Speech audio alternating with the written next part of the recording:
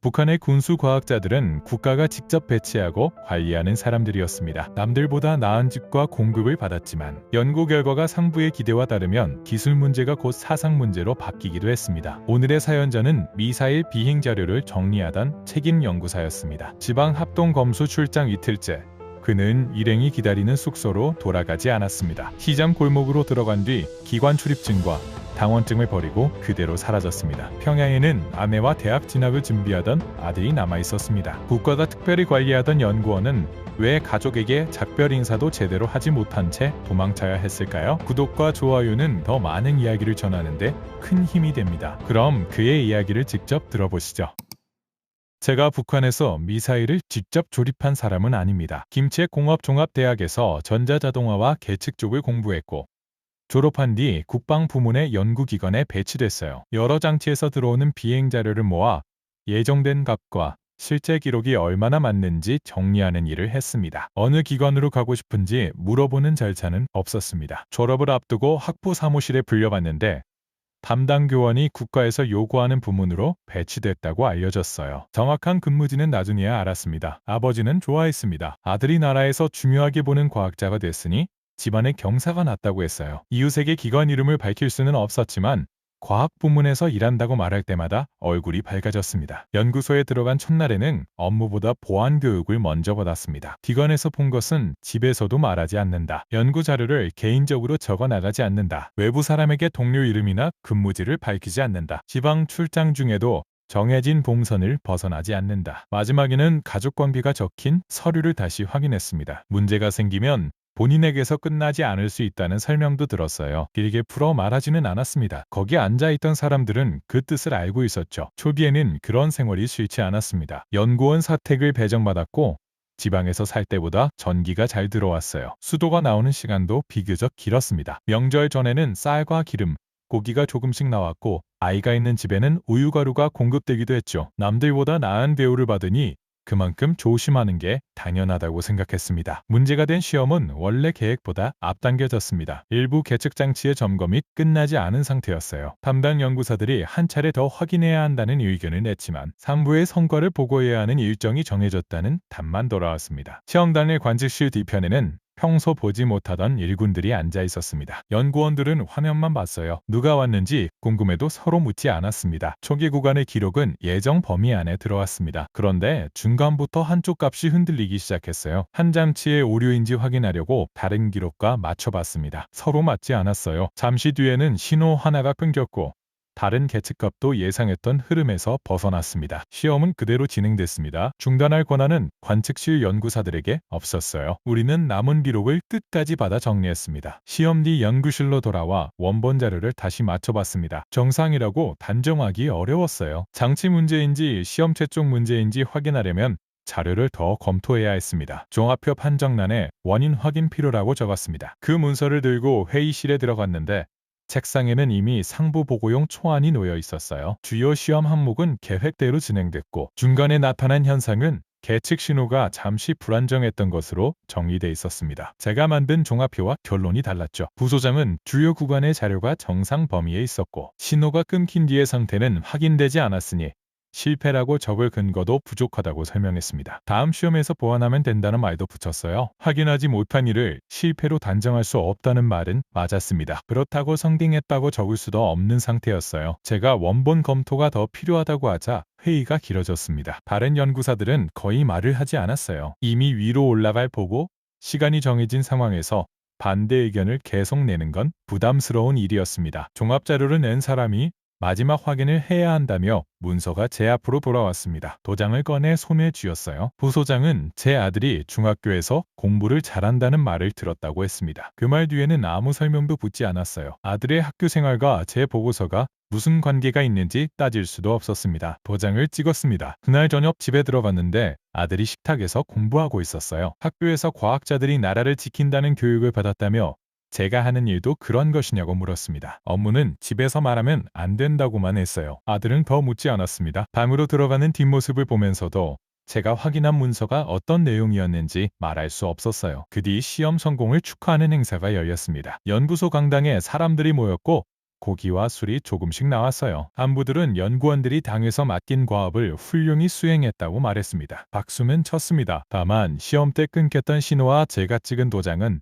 머릿속에서 없어지지 않았어요. 제 옆에서 자료를 정리했던 젊은 연구사도 음식을 거의 먹지 않았습니다. 행사가 끝난 뒤 그 동무가 개인 계산 수첩을 보여줬어요. 시험 중간에 나타난 값 몇 개를 따로 적어둔 것이었습니다. 원본 자료를 복사한 것은 아니고 이상이 생긴 구간을 기억하려고 숫자만 옮겼다고 했어요. 다음 시험에서도 같은 현상이 나오면 비교해 봐야 한다는 거였습니다. 저도 필요하다는 건 알고 있었어요. 그래도 수첩을 없애는 게 좋겠다고 했습니다. 상부에서 끝난 것으로 정리한 일을 개인이 계속 들여다보고 있다는 사실 자체가 문제가 될 수 있었거든요. 젊은 연구사는 수첩을 접어 작업복 안에 넣었습니다. 그 동무도 지방에 부모와 동생이 있었습니다. 자신이 문제되면 동생의 대학 추천까지 맡길 수 있다는 걸 알고 있었어요. 그러면서도 숫자를 지우지는 못했습니다. 저도 그날 일을 잊지 못했으니까 왜 그러는지는 알았습니다. 군수 연구원 사택은 밖에서 보면 좋은 곳이었습니다. 다른 지역보다 전기 사정이 나았고 겨울에도 밤이 따뜻했어요. 명절이 되면 특별 공급이 나왔고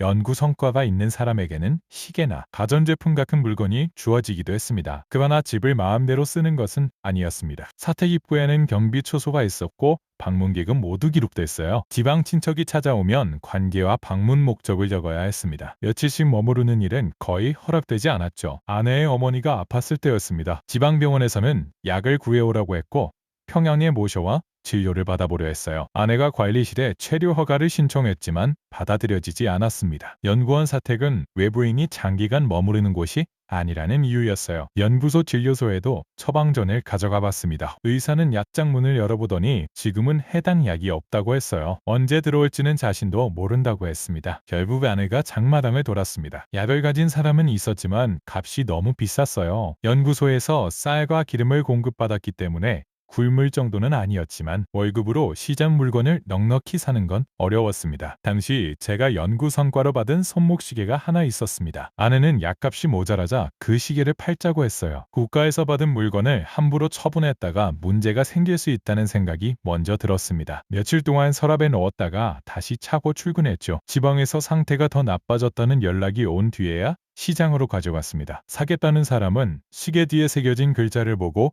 값을 많이 깎았어요. 그런 물건을 가지고 있다가 자신도 조사를 받을 수 있다고 했습니다. 그래도 팔았습니다. 약을 구한 뒤에는 지방으로 가져갈 사람을 찾아야 했어요. 정식으로 보내면 중간 검열에서 사라질 수 있다는 말을 들었습니다. 아내는 시장에서 소개받은 사람에게 약을 맡겼고 약봉투는 옷 안쪽에 꺼내져 내려갔습니다. 며칠 뒤 열이 조금 내렸다는 연락이 왔어요. 병이 나은 것은 아니었지만 아내는 그 말을 듣고 한동안 부엌에서 움직이지 못했습니다. 출근할 때는 시계를 팔았다는 걸 들키지 않으려고 소매를 길게 내렸습니다. 복도에서 부소장이 손목을 보더니 시계를 왜 차지 않았느냐고 물었어요. 고장나서 수리를 맡겼다고 둘러댔습니다. 국가에서 준 물건은 잘 관리해야 한다는 말을 들었습니다. 그 일을 알고 있던 사람은 시험 자료를 함께 정리했던 젊은 연구사였습니다. 시장을 지나가다가 저를 본 모양이었어요. 직접 묻지는 않았습니다. 다음날 제 책상 위에 해열제 몇 알이 놓여 있었어요. 누가 두고 갔는지는 확인하지 않았습니다. 그 동무도 지방 가족에게 약을 보내본 적이 있었을 겁니다. 연구소 안에는 그런 사람이 많았어요. 국가가 특별히 대우한다는 과학자들이 부모약을 시장에서 찾았습니다. 명절 공급을 받으면서도 아내들은 기름을 조금씩 아껴병에 모았고 지방 가족에게 보낼 물건을 맡길 사람을 따로 구했죠. 좋은 집을 받았지만 집 안에서 나누는 말도 조심해야 했습니다. 매주 생활 총화가 있었습니다. 한 주 동안 조직 생활에서 나타난 문제를 스스로 말하는 자리였어요. 사상학습에 빠진 일은 없는지 상부 지시를 개인적으로 해석한 적은 없는지 동료들과 불필요한 말을 나눈 적은 없는지 확인했습니다. 시험 원인을 더 살펴봐야 한다고 말한 뒤에는 제 차례가 길어졌습니다. 초급 단위서는 이미 정리된 국가 사업을 개인이 계속 의심하는 것 아니냐고 물었어요. 다음 시험의 정확성을 위해 필요한 확인이었다고 설명했습니다. 결국 개별적인 기술 문제에 매달려 전체 사업의 요구를 제대로 보지 못했다는 내용으로 자기 비판을 했어요. 회의실 사람들은 수천만 내려다봤습니다. 젊은 연구사는 그날 아무 말도 하지 않았습니다. 회의가 끝난 뒤 계단에서 잠깐 마주쳤어요. 그는 다음 시험 전에는 반드시 자료를 다시 비교해야 한다고 했습니다. 자신에게 지방에서 올라올 동생이 있어 조심해야 한다면서도 수첩을 없애지 않았어요. 저 역시 그 동물을 말릴 자격은 없었습니다. 집에 돌아오면 아들이 대학 추천 준비를 하고 있었습니다. 학교에서 성적이 좋은 학생들의 따로 뽑아 희망대학과 학부를 적게 했어요. 아들은 제 뒤를 이어 과학을 공부하고 싶어 했습니다. 예전 같으면 자랑스러웠을 겁니다. 그 무렵에는 쉽게 대답하지 못했어요. 국가에서 인정하는 과학자가 되면 좋은 집과 공급을 받을 수 있었습니다. 하지만 어떤 연구를 할지, 어느 기관으로 갈지, 그곳에서 언제 나올지는 스스로 결정할 수 없었어요. 아내도 아들이 저와 같은 길을 가는 것이 좋은 일인지 모르겠다고 했습니다. 집은 남들보다 나았지만 편하게 할 수 있는 말이 하나도 없다는 거였어요. 그날 가족끼리 나눈 말이 조금 컸던 모양입니다. 다음날 사택관리원이 찾아와 전날 집에서 무슨 일이 있었는지 물었습니다. 가족끼리 이야기를 나눴다고 했지만 연구소 사람은 집에서도 말과 행동을 조심해야 한다는 답이 돌아왔어요. 누가 들었는지는 알 수 없었습니다. 그 뒤 아내는 집안가족 이야기를 할 때 수도를 틀어놓곤 했어요. 물소리가 나면 옆집이나 복도에서 덜 들릴 거라고 생각한 겁니다. 남들보다 좋은 집이라고 불렸지만 그 안에서는 가족끼리 나누는 말까지 줄어들었습니다. 남한에 먼저 간 북한 사람이 수천 명이나 된다는 걸 알게 된 건 대학 동창을 통해서였습니다. 그 동무는 외국과 거래하는 기관에서 기술 자료를 다뤘어요. 중국에서 온 사람들을 만나고 외국산 장비 설명서를 번역하는 일을 했습니다. 어느 날 저녁 집에 찾아왔습니다. 사택관리실에 방문 신고를 하고 들어왔기 때문에 오래 머물 수는 없었어요. 아내가 음식을 내왔고 우리는 대학 시절과 먼저 배치된 동무들 이야기를 나눴습니다. 돌아가기 전 동창은 다음날 대학 도서관 근처에서 만나자고 했어요. 이유는 말하지 않았습니다. 다음날 연구소 자료실에서 참고 서적을 찾는다는 출장 기록을 남기고 대학 쪽으로 갔습니다. 동창은 낡은 건물 뒤에서 작은 라디오를 꺼냈어요. 중국 쪽 사람에게서 받은 것으로 주파수가 고정돼 있지 않았습니다. 소리를 아주 작게 하고 방송을 들었습니다. 남한에 정착한 탈북민이 나와 자기 생활을 이야기하고 있었어요. 화려한 성공담은 아니었습니다. 처음 도착해 조사를 받은 일, 교육시설에서 한국 생활을 배운 일, 거주지를 받은 뒤 직장을 구한 이야기를 했습니다. 월급을 받으면 집세와 생활비를 내고 남은 돈으로 부모에게 보낼 물건을 마련했다는 내용도 나왔어요. 무엇보다 말씨가 낯설지 않았습니다. 평양 방송원처럼 정리된 말이 아니라 북쪽 지방에서 쓰는 말씨였어요. 그 사람은 자신보다 먼저 남한에 온 탈북민이 많다고 했습니다. 제가 알고 있던 것과 달랐어요. 북한에서는 남조선으로 간 사람이 있어도 손에 꼽을 정도라고 생각했습니다. 잡혀간 사람이거나 공작기관과 관련된 사람일 거라고 배웠죠. 그런데 방송에서는 평범한 공장 노동자와 장사하던 사람, 군 복무를 했던 사람까지 한국에서 살고 있다고 했습니다. 동창은 방송이 끝나자 라디오를 껐습니다. 자신도 처음에는 선전이라고 생각했다고 했어요. 하지만 여러 사람의 증언이 계속 나오고 북한에 있을 때 알던 지명과 생활 방식까지 정확히 말하는 걸 듣고 생각이 달라졌다고 했습니다. 저는 바로 믿지 않았습니다. 남한에서 북한 사람을 이용해 거짓말을 시키는 것일 수도 있다고 생각했어요. 그래도 방송에 나온 사람이 설명한 북한 생활은 구체적이었습니다. 장마당에서 약을 구하는 일, 열차 검열 때 돈이나 담배를 준비하는 일, 직장에 나가도 월급만으로 가족을 먹여 살리기 어려운 일까지 말했어요. 북한에서 살지 않은 사람이 꾸며내기는 어려운 내용이었습니다. 연구소로 돌아오는 동안 방송에서 들은 조사와 정착교육 이야기가 계속 떠올랐습니다. 남한에 가면 바로 간첩으로 이용되거나 감옥에 갇힌다고 배웠어요. 그런데 방송에 나온 사람은 조사를 받은 뒤 거주지를 받고 일하며 살고 있었습니다. 그날 연구소 식당이면 감자와 묽은국이 나왔습니다. 특별 공급이 늦어진다는 말이 돌았어요. 운반 차량에 쓸 연유가 부족하다는 이유였습니다. 연구실장과 간부들이 앉은 식탁에는 흰쌀밥과 고기가 따로 나왔습니다. 누구도 그 차이를 입 밖에 내지 않았어요. 며칠 뒤 연구소에서 외부 방송과 영상물 단속 교육이 열렸습니다. 보위지도원은 중국 휴대전화와 개조된 라디오를 통해 불순한 방송을 듣는 사람이 있다고 했어요. 본 사람이나 들은 사람은 스스로 신고하라고 했습니다. 강간 앞에는 압수했다는 라디오와 휴대전화가 놓여 있었습니다. 연구원들은 고개를 들지 않았어요. 제 앞에 앉은 동무는 연필을 너무 세게 잡아 심을 부러뜨렸습니다. 교육이 끝난 뒤 사무실에 돌아오니 제 책상 서랍이 조금 열려 있었습니다. 아침에 잠근 기억이 분명했어요. 개인 수첩도 제가 두었던 방향과 달랐습니다. 지난 시험의 숫자가 적힌 2장을 뜯었습니다. 화장실 난로에 놓고 종이가 완전히 타는 것까지 확인했어요. 그날 집에도 관리원이 다녀갔습니다. 외부 저장 매체나 개조된 라디오가 있는지 확인한다며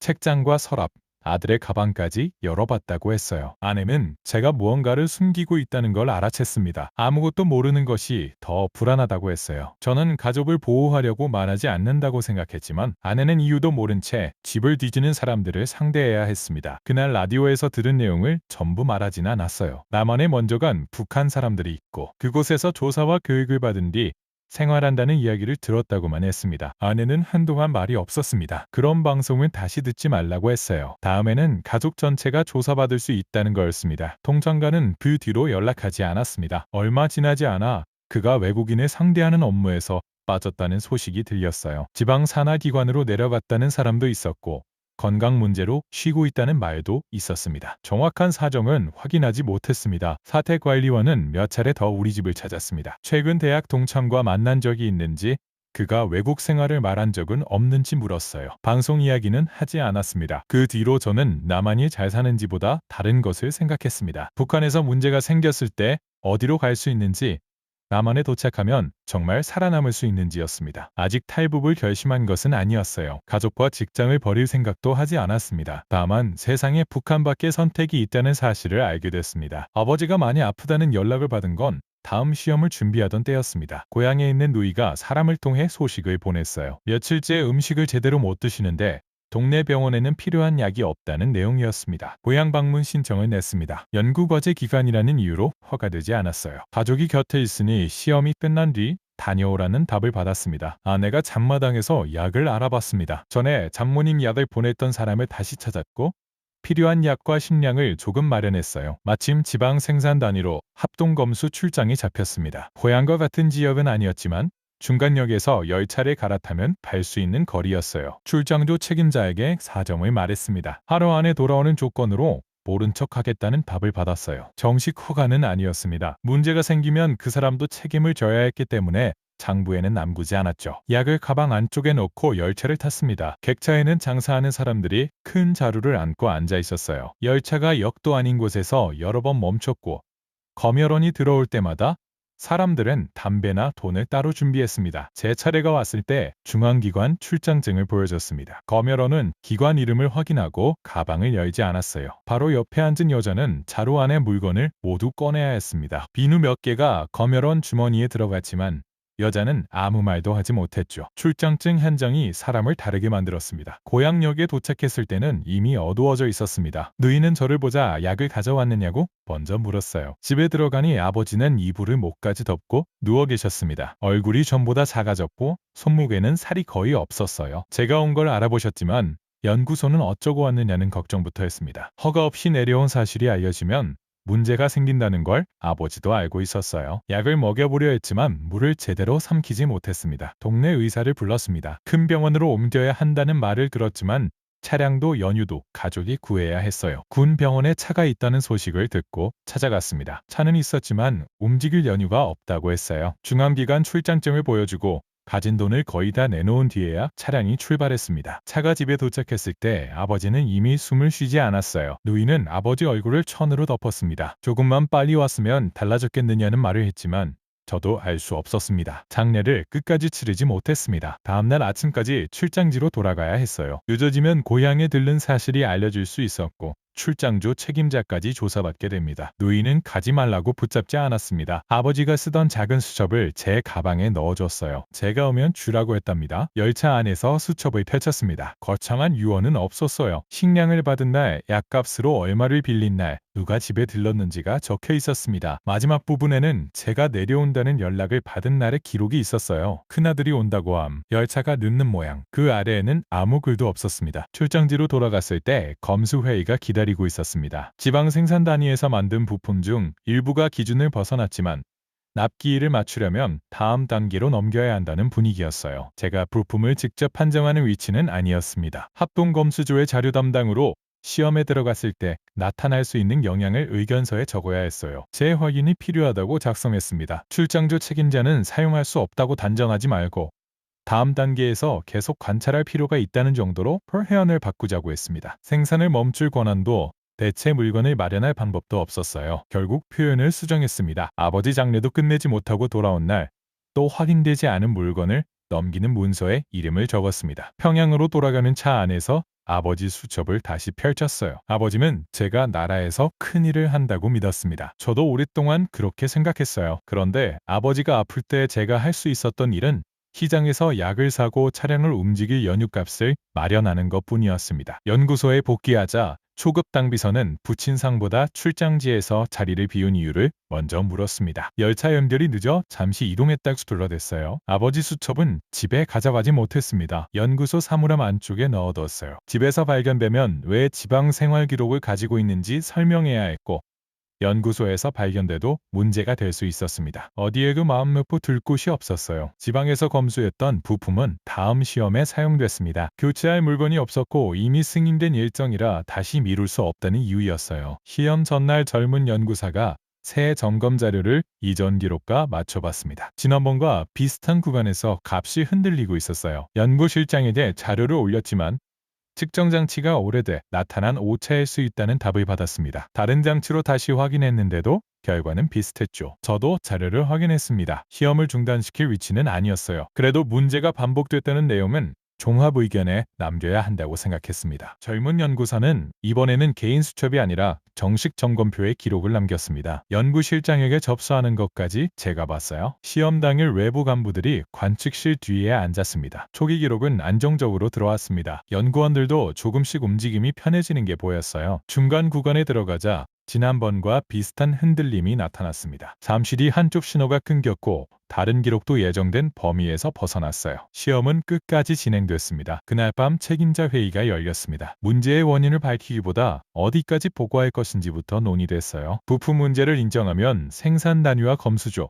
연구소 책임자까지 함께 조사를 받아야 했습니다. 계측장치 관리 문제로 정리하면 담당 인원 몇 명의 책임으로 좁힐 수 있었죠. 젊은 연구사는 시험 전에 같은 문제를 보고했다고 말했습니다. 연구실장은 공식적으로 접수된 점검표가 없다고 했어요. 분명히 제출하는 것을 봤는데 회의 자료에는 들어있지 않았습니다. 젊은 연구사가 자신이 낸 문서를 다시 확인해달라고 요구하면서 분위기가 달라졌어요. 기술적인 원인을 찾는 자리가 아니라 승인되지 않은 문제를 누가 계속 제기했는지 따지는 자리가 됐습니다. 보유 지도원이 회의실로 들어왔습니다. 젊은 연구사와 저는 따로 조사를 받았어요. 같은 질문이 순서를 바꿔 반복됐습니다. 시험을 지연시키려고 자료를 과장한 것은 아닌지, 국가 성과에 불만이 있었던 것은 아닌지, 둘이 따로 만나 상부 보고를 문제 삼은 적은 없는지 물었습니다. 시험 자료가 맞지 않아 확인하려 했을 뿐이라고 대답했습니다. 보유 지도원은 이전 시험 성능 보고서에 제가 도장을 찍은 사실을 꺼냈어요. 지난번에는 정상이라고 확인해놓고 이번에는 같은 문제가 반복됐다고 주장하면 어느 쪽이 거짓이냐는 것이었습니다. 입이 떨어지지 않았습니다. 지난번 문서가 사실과 달랐다고 인정하면 제가 국가보고를 허위로 확인한 사람이 됩니다. 그 문서가 맞았다고 하면 젊은 연구사가 근거 없는 문제를 만든 사람이 되는 거였어요. 조사는 밤을 넘겼습니다. 아침이 가까워졌을 때 확인서가 나왔습니다. 시험 전 공식적인 결함보고는 없었고 젊은 연구사가 개인 판단으로 문제를 확대했다는 내용이었어요. 서명하지 않으면 집으로 돌아갈 수 없다는 걸 알았습니다. 제 가족 관계와 아들의 학교가 적힌 서류도 책상 한쪽에 놓여 있었어요. 서명했습니다. 사무실로 돌아왔을 때 젊은 연구사의 자리는 비어 있었습니다. 그날뿐 아니라 다음 날에도 나오지 않았어요. 며칠 뒤 인사 담당자가 책상과 사물함을 정리했습니다. 다른 반위로 이동했다는 말만 들었습니다. 어느 곳으로 갔는지는 알려주지 않았어요. 그 동무의 어머니가 사택관리소를 찾아왔다는 소식을 들었습니다. 아들이 어디에 있는지만 알려달라고 했지만 만나지 못하고 돌아갔다고 했어요. 연구소 안에서는 그 사람 이름을 꺼내는 것 자체가 조심스러운 일이 됐습니다. 시험 결과는 일부 계측장치 관리가 부족했던 것으로 정리됐어요. 해당 분야의 책임은 젊은 연구사에게 돌아갔고 저는 종합자료 관리가 소홀했다는 비판을 받았습니다. 집에 돌아오니 아들의 대학 추천서가 책상 위에 놓여 있었습니다. 학교에서는 집안 문제가 정리될 때까지 추천을 올리기 어렵다고 했어요. 정식 탈락 통지서는 없었습니다. 담임이 아들을 따로 불러 당분간 기다리라고 했답니다. 아들은 자신이 무슨 잘못을 했느냐고 묻지 않았습니다. 추천서를 접어 서랍에 넣고 다시 꺼내지 않았어요. 아내 직장에도 가족관계를 다시 확인하는 사람이 찾아왔습니다. 사택관리원은 집안 서랍을 또 검사했어요. 아버지 수첩을 연구소에 두고 온 게 다행이라고 생각했습니다. 며칠 뒤 동료 한 사람이 퇴근길에 제 옆을 지나며 짧게 말을 남겼습니다. 보위부에서 제 대학 시절 교우 관계와 지방 출장 기록을 다시 보고 있다는 내용이었어요. 정식 출석 통지는 아직 내려오지 않았지만 조사 대상에 들어간 것 같다고 했습니다. 그날 밤 아내에게 라디오를 들었던 일까지 말했습니다. 남한에 먼저 간 사람들이 있다는 방송을 들었고 동창이 외부 업무에서 빠진 뒤 관리원이 여러 차례 찾아왔다는 사실도 털어놨어요. 아내는 화를 내지 않았습니다. 아들의 방을 확인한 뒤 식탁에 앉아 있었습니다. 정식으로 불려간 뒤에는 제가 움직일 수 없을 거라고 했어요. 제가 사라지면 가족에게 조사가 몰릴 수 있다고 말했습니다. 그래도 잡혀간 뒤에는 누구도 데려갈 수 없다는 답이 돌아왔어요. 마침 다음 달에 지방합동범수 출장이 잡혀 있었습니다. 출장진이 발급되면 평양 밖으로 나갈 수 있었어요. 구체적인 탈출 계획은 없었습니다. 출장지에서 누이가 알고 있는 시장 사람을 찾아가 국경 쪽 연결책을 알아보는 것뿐이었죠. 아들은 방문은 닫고 있었지만 잠들지 않은 것 같았습니다. 책장을 넘기는 소리가 늦게까지 들렸어요. 연구소를 빠져나온 것은 보이부 출석 통지서를 받은 B가 아니었습니다. 정식 통지가 내려오기 전 원래 예정되어 있던 합동검수 출장에 참가했습니다. 그 점이 제가 움직일 수 있었던 이유였어요. 출장 전날 기관 출입증과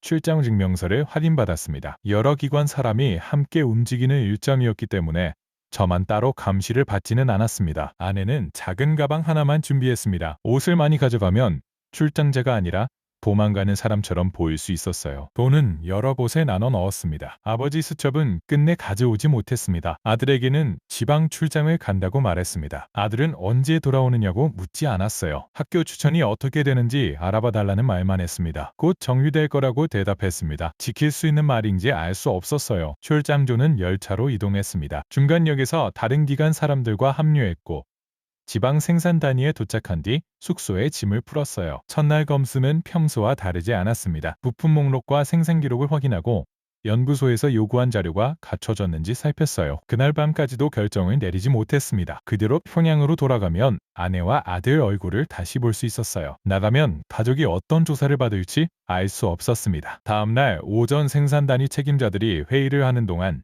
창고 기록을 확인하라는 지시를 받았습니다. 생산단위 직원과 함께 이동했어요. 일을 마친 뒤 숙소로 바로 돌아가지 않았습니다. 역 근처에서 직원과 헤어졌어요. 개인적으로 들릴 곳이 있다고 했고 중앙기관 출장증을 가진 저를 의심하지 않았습니다. 누이가 알려준 시장 사람을 찾았습니다. 지난번 약을 보낼 때 연결됐던 사람의 친척이 그 지역에서 장사를 하고 있었어요. 이름 하나와 시장 구역만 알고 갔기 때문에 찾는 데 시간이 걸렸습니다. 그 사람은 처음에는 저를 피했습니다. 중앙기관 사람이 왜 시장 장사꾼을 찾는지 의심했어요. 평양으로 돌아갈 수 없는 사정이라고 말하자 오히려 문을 닫으려 했습니다. 잘못 엮이면 가족까지 문제가 될 수 있는 일이었으니까요. 누이 이름과 약을 보냈던 일을 말한 뒤에야 잠시 숨을 곳을 내줬습니다. 그날 저녁부터 출장조가 저를 찾기 시작했습니다. 생산단위 숙소로 돌아오지 않았고 열차역에도 나타나지 않았으니 연락이 들어간 겁니다. 시장 주변 검문이 늘었다는 말이 들렸어요. 저를 숨겨준 사람은 오래 둘 수 없다고 했습니다. 국경 쪽 연결체를 찾는 동안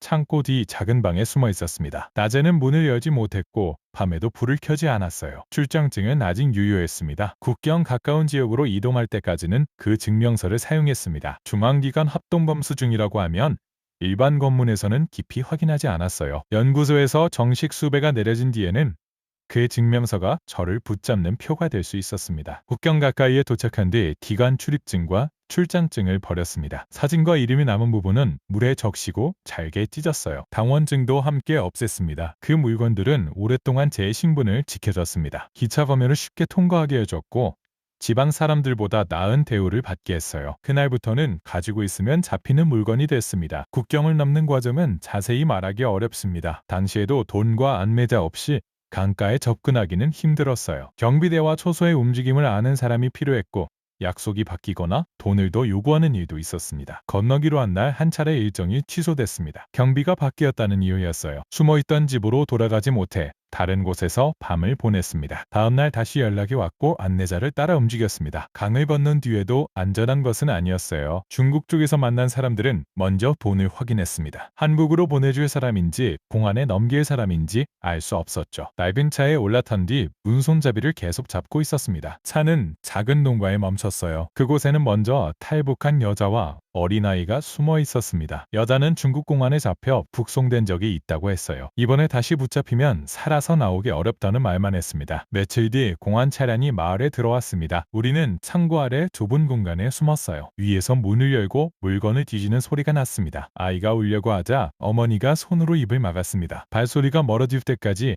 아무도 움직이지 못했어요. 그 일을 엮고 중국에 숨어 가족을 기다리겠다는 생각을 버렸습니다. 가족과 가까이 있다는 것만으로는 아무것도 해결되지 않았어요. 붙잡혀 북송되면 아내와 아들을 데려올 길 자체가 없어집니다. 한국으로 가겠다고 연결책에게 말했습니다. 그 뒤 여러 지역을 옮겨 다녔습니다. 차에 숨어 이동한 날도 있었고 며칠씩 방에서 나오지 못한 적도 있어요. 어떤 구간에서는 돈을 다시 내야 했습니다. 마지막에는 제3국에서 현지 당국에 붙잡혔습니다. 구금시설에 들어갔지만 북한으로 바로 보내지는 않는다는 말을 들었을 때 오히려 마음이 조금 놓였어요. 신분을 확인하는 사람에게 북한에서 왔고 대한민국으로 가고 싶다고 말했습니다. 연구소를 나온 뒤 제 이름을 제대로 밝힌 건 그때였습니다. 말을 마치고 의자에 앉았는데 다리에 힘이 들어가지 않았어요. 살았다는 생각보다 아내와 아들이 남아있다는 생각이 먼저 들었습니다. 한국에 도착한다고 바로 자유롭게 밖으로 나가는 것은 아니었습니다. 입국 뒤에는 관계기관에서 신원과 탈북 경위를 확인했습니다. 어느 학교를 다녔는지, 어디에서 근무했는지, 왜 북한에 나왔는지 같은 질문을 반복해서 받았어요. 군수연구기관에서 일했다는 사실 때문에 확인할 내용이 더 많았습니다. 대학의 학부 구조와 교수 이름, 배치받았을 당시 책임자, 연구기관 주변 지형까지 물었습니다. 기억나는 대로 답하면 조사관들은 이미 가진 자료와 대조했어요. 초기에는 북한 보위부 조사를 다시 받는 기분이었습니다. 방을 마음대로 나갈 수 없었고 가족에게 연락할 수도 없었어요. 같은 질문이 반복되면 제 말을 믿지 않는다는 생각부터 들었습니다. 한 조사관은 제가 다닌 대학과 연구기관에 대해 예상보다 많이 알고 있었습니다. 먼저 온 탈북민들의 증언과 여러 자료가 쌓여 있다고 했어요. 북한에서는 우리가 가진 비밀이 밖으로 절대 나가지 않는다고 배웠습니다. 하지만 이미 많은 사람이 먼저 나와 있었고 각자 기억하는 내용을 맞추고 있었습니다. 조사 과정에서 가장 말하기 어려웠던 건 미사일 관련 기술이 아니었습니다. 젊은 연구사에게 책임을 돌리는 확인서에 제가 서명했다는 사실이었어요. 처음에는 상부에서 결론을 정했고 저는 어쩔 수 없었다고 설명했습니다. 조사관은 그 문서에 제 이름이 들어갔느냐고 물었습니다. 들어갔다고 답했어요. 동료가 어떻게 됐는지는 모른다고 했습니다. 그 말을 하는 동안 손을 무릎 아래에 놓고 있었습니다. 손가락이 계속 움직였거든요. 북한에서는 제가 피해자라고만 생각했습니다. 가족을 지키려고 서명했고 거부하면 저도 끌려갔을 거라고 여겼어요. 한국에서 사건을 차례로 말하다 보니 다른 부분도 보였습니다. 젊은 연구사는 끝까지 문제가 있었다고 말했고 저는 그 사람이 개인 판단으로 이를 키웠다는 문서에 이름을 썼습니다. 제가 그를 잡아간 것은 아니었습니다. 그래도 제 사명이 그 사람에게 책임을 돌리는 데 쓰였다는 사실은 없어지지 않았어요. 조사관은 제가 왜 그 사실까지 말았는지 물었습니다. 숨기면 북한에서 작성했던 보고서와 다를 게 없다고 답했어요. 그 말을 해놓고 한동안 아무 말도 하지 못했습니다. 신원 확인과 보호, 절차가 끝난 뒤 하나원으로 갔습니다. 그곳에서는 한국 사회에서 생활하는데 필요한 교육을 받았어요. 은행을 이용하는 법과 병원에 가는 방법, 교통수단을 쓰는 법, 거주지에 전입한 뒤 도움을 요청할 곳을 배웠습니다. 교육 내용보다 가족 소식을 기다리는 시간이 더 길게 느껴졌어요. 브로커를 통해 여러 번 연락을 시도했지만 중간에서 돈만 받고 사라진 사람도 있었습니다. 연락이 닿았다는 말을 듣고 기다렸는데 다른 집 가족을 착각한 일도 있었어요. 하나원을 나온 뒤 임대주택을 알선받았습니다. 집 열쇠를 받고 문을 열었는데 안에는 아무도 없었어요. 관리사무소 직원은 수도와 난방사용법을 알려주고 고장이 나면 연락하라고 했습니다. 제가 요청하지 않아도 집을 검사하러 오는지 물었어요. 그럴 일은 없다는 답을 들었습니다. 그날 밤 현관문을 여러 번 확인했습니다. 누가 갑자기 열고 들어올 것 같았어요. 아파트 안내방송이 나오자 누군가 제게 직접 말하는 줄 알고 문을 열었습니다. 복도에는 아무도 없었습니다. 전체 세대에 알리는 방송이 끝난 뒤 다시 조용해졌어요. 아무도 제 대답을 기다리지 않았습니다. 가족과 연락이 닿은 건 한국에 온 뒤 시간이 꽤 흐른 다음이었습니다. 모르는 번호로 전화가 왔어요. 받았지만 한동안 아무 소리도 들리지 않았습니다. 끊으려 할 때 아내가 제 이름을 불렀어요. 제가 사라진 뒤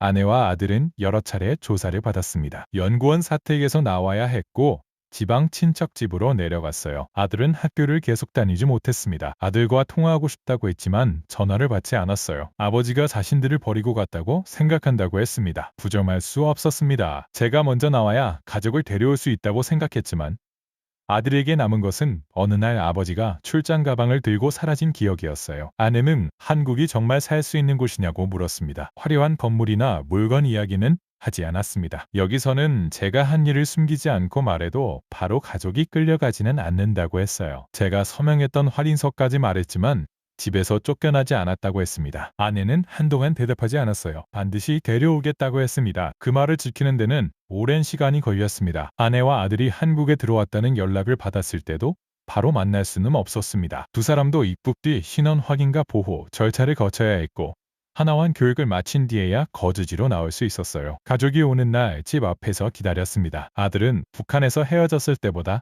훨씬 커져 있었습니다. 가방을 받아주려고 했지만 손을 내주지 않았어요. 집에 들어온 뒤에도 저와 눈을 잘 마주치지 않았습니다. 아내는 방과 부엌을 둘러봤고 아들은 자기에게 쓰라고 마련해둔 방 안에 가방을 놓았습니다. 그날 저녁 세 사람이 한 식탁에 앉았지만 대화는 거의 없었어요. 아들은 제가 혼자 한국에서 편하게 살았다고 생각했습니다. 자신과 어머니가 조사를 받고 지방 친척집을 옮겨 다니는 동안 아버지는 따뜻한 집에서 지낸 것 아니냐고 했어요. 설명하고 싶은 것이 많았습니다. 잡힌 뒤에는 누구도 데려올 수 없었다는 것, 중국에서 공안에게 잡힐 뻔했다는 것, 한국에 와서 가족 소식을 알 수 없어 잠을 자지 못한 날이 많았다는 것을 말하고 싶었어요. 그날은 변명하지 않았습니다. 제가 먼저 사라진 건 사실이고 그 뒤의 일을 두 사람이 견뎌야 했다는 것도 사실이었습니다. 미안하다고 했어요. 아들은 자기 방으로 들어갔습니다. 관계가 바로 좋아지지는 않았습니다. 한동안 식사도 따로 했고 제가 말을 걸면 짧게만 대답했어요. 한국 학교에 다시 적응하는 과정도 쉽지 않았습니다. 공부한 내용이 달랐고 말투 때문에 주변의 질문을 받기도 했어요. 아들은 대학 이야기를 꺼내지 않았습니다. 북한에서 대학 추천이 막힌 뒤 공부 자체에 마음을 놓은 것처럼 보였어요. 아내와 함께 학교와 상담기관을 찾아다녔습니다. 한국에서는 아버지가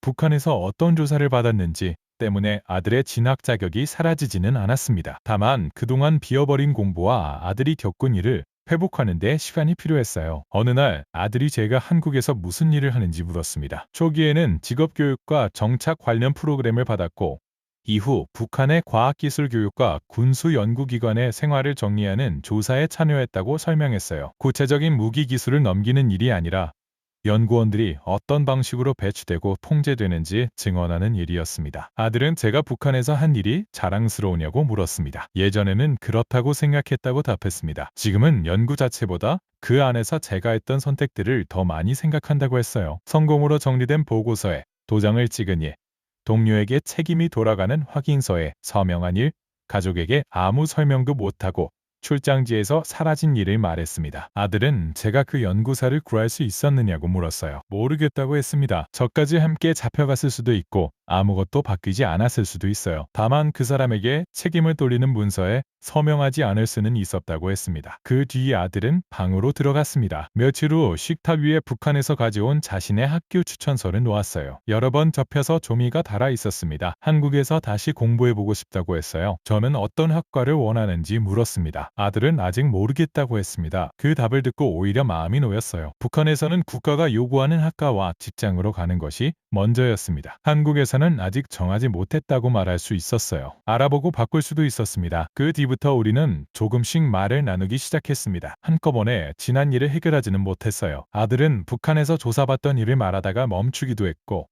저는 젊은 연구사 이야기를 꺼낼 때마다 같은 부분에서 말이 막혔습니다. 아내도 제가 탈북한 선택이 옳았다고 쉽게 말하지 않았습니다. 살아서 다시 만났으니 다행이지만 남겨진 사람들에게 어떤 일이 생기는지 알면서 먼저 떠난 사실은 없어지지 않는다고 했어요. 그 말을 받아들였습니다. 한국에 왔다고 북한에서 했던 일이 깨끗해지는 것은 아니었습니다. 자유롭게 말할 수 있게 됐다고 해서 침묵했던 책임까지 없어지는 것도 아니었어요. 그래서 제가 할 수 있는 일부터 시작했습니다. 북한 군수 연구원들이 모두 큰 특권을 누리며 사는 것이 아니라는 점, 좋은 사택과 공급을 받더라도 직장과 거주를 선택할 수 없고 가족까지 통제 아래 놓일 수 있다는 점을 증언했습니다. 시험 실패를 모두 조작한다고 단정하지 않았어요. 제가 직접 본 일과 들은 일, 추측하는 부분을 구분해서 말했습니다. 동료가 어디로 끌려갔는지도 모른다고 했습니다. 모르는 것을 아는 것처럼 말하지 않았어요. 북한에 있을 때는 상부가 원하는 결론에 맞춰 모르는 부분을 덮었습니다. 한국에서는 확인하지 못한 일은 확인하지 못했다고 남기려고 했습니다. 아들은 다시 공부를 시작했습니다. 과학 부문에 갈지 다른 일을 할지는 아직 정하지 않았어요. 저도 결정하라고 재촉하지 않았습니다. 자기가 알아보고 고르게 두고 싶었습니다. 요즘 우리 가족의 생활은 특별하지 않습니다. 아침에 각자 나갈 준비를 하고 저녁에 시간이 맞으면 함께 밥을 먹어요. 아내가 북한에 남은 가족 이야기를 하다가 울 때도 있고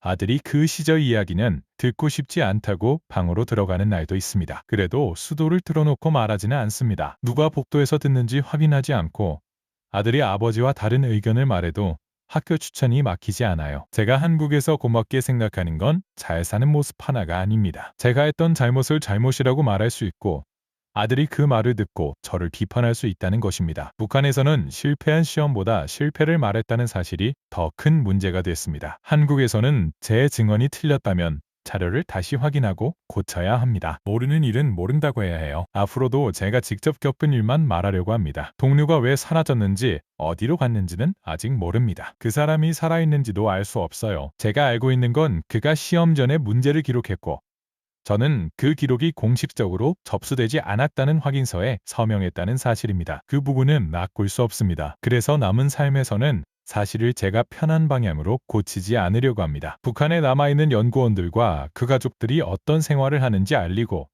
한국에 온 젊은 사람들이 자신이 배울 분야와 일할 곳을 직접 선택하도록 돕는 게 지금의 목표입니다. 아들에게도 같은 말을 합니다. 아버지처럼 살 필요는 없다고요. 아들은 아직 대답하지 않습니다. 그래도 자기 책상에서 다시 공부하고 있어요. 그 모습이면 지금은 충분합니다. 오늘 사연 이야기 잘 들으셨나요? 국가가 특별히 관리하던 연구원은 시험 문제를 덮는 확인서에 서명했고 문제를 제기한 동료가 사라진 뒤에는 자신과 가족에게도 조사가 번지는 것을 보게 됐습니다. 그는 예정된 지방 출장을 이용해 북한을 빠져나왔지만 가족과 다시 만난 뒤에도 자신이 남긴 상처와 책임을 피할 수는 없었습니다. 여러분은 가족을 지키기 위해 동료에게 책임을 돌리는 문서에 서명한 사연자의 선택을 어떻게 생각하시나요? 느끼신 점을 댓글로 남겨주세요. 영상이 마음에 드셨다면 구독과 좋아요도 부탁드립니다. 다음 이야기로 다시 찾아뵙겠습니다.